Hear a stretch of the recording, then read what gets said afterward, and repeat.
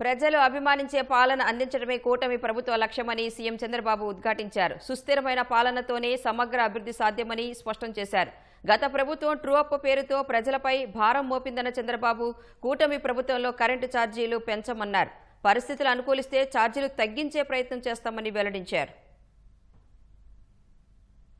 మీరు ఒకసారి చూడండి, గడిచిన 19-24లో 8 సార్లు కరెంటు ఛార్జీలు పెంచారు. 32,000 కోట్ల రూపాయలు మీ మీద భారం వేశారు. 1,25,000 కోట్ల రూపాయల అప్పులు పెట్టారు. నేను వచ్చిన తర్వాత సమర్థత పెంచుతున్నా, కరెంటు ఛార్జీలు పెంచనని చెప్పాను. 5 ఏళ్లు రాసుకోండి. కరెంటు ఛార్జీలు పెంచనని మరొక్కసారి మీ అందరికీ ఈ ఊర్లో హామీ ఇస్తున్నా. కరెంటు కరెక్ట్గా ఇస్తున్నాం. కరెంటు ఛార్జీలు తగ్గించడానికి కూడా ఇప్పుడే తగ్గించలేను, కానీ అప్పులన్నీ అయిపోయినాయి. ముందు అప్పులు తీరాలి, తర్వాత కరెంటు కూడా పెరిగే పరిస్థితి, అవసరమైతే అప్పుడు తగ్గించుకునే పరిస్థితి వస్తుంది.